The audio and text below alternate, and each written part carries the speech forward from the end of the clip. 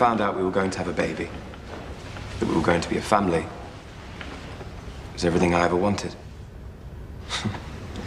What I thought we both wanted. Then came the news that your wife had miscarried. Suddenly, everything I'd imagined, everything I'd dreamed of was gone. I was devastated.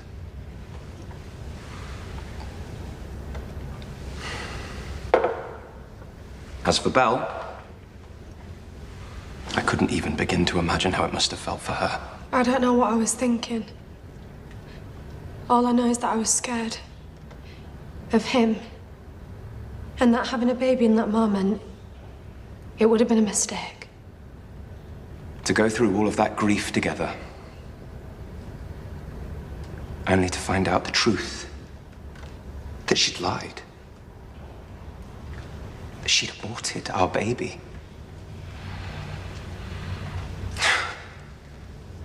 Well, that's when I realized that our marriage was over. She lied to him over and over, and they weren't just little lies. I mean, all right, if he was controlling her or abusing her or whatever. That's still abuse, Carl, just to be clear. Yeah, but it doesn't make it right, does it, the things she did? Lying, the abortion, the pill. Do you know something? I'm just going to get some fresh air. What, you don't have an opinion? My opinion is irrelevant. Nothing Belle did was criminal. No, it was borderline psychotic, and that fits the profile. She clearly wanted to hurt him. No, Carl. She clearly loved him. But at the same time, she was scared. Scared of making him angry, scared of upsetting him.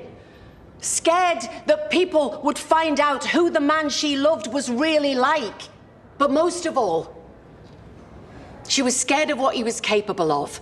Can you imagine what that's like? And each new day that passes while she tries desperately to think of new ways to keep him happy, he gains a little bit more control, climbs a little bit further into her head, till one day, she can't remember what life was like before he was there.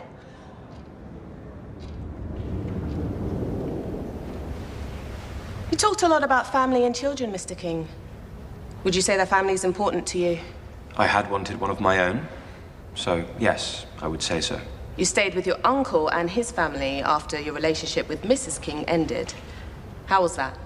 I was grateful to them for putting a roof over my head, if that's what you mean. I wonder, did you still feel the same way after you found out that your aunt had taken your young cousin to tell the police what he told her? How you hounded and terrorized him over the whereabouts of a tablet computer. The very same tablet you'd in fact told the police you'd lost. Because I had. Or perhaps more accurately, attempted to dispose of.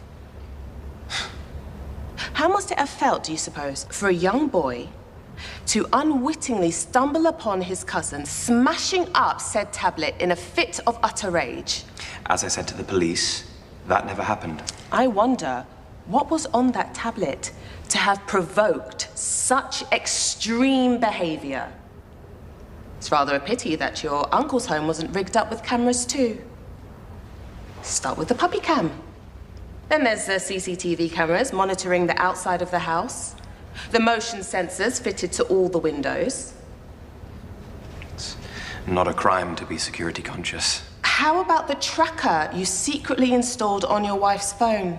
And the tiny, almost undetectable screw-head cameras you concealed in every room, including the bathroom. Did your wife know about those too? The same cameras responsible for the video footage you hid from the police on the tablet you claimed you lost. Again, it's not a crime to install cameras in your own home. Except it was no longer your home, was it? Those cameras were in fact installed after you had moved out, after your marriage had ended. No. Fortunately, the police were able to recover your missing tablet and its contents. Video footage all indeed recorded after you had moved out, proving beyond all reasonable doubt that not only were you lying to the police when you claimed you had only installed one camera, of which Mrs. King was aware, but that you knowingly withheld evidence. Ladies and gentlemen of the jury, ask yourselves, are these the actions of a man whose only motivations were safety and security? After you've considered that, ask yourselves, just what else might Mr. King have lied about today?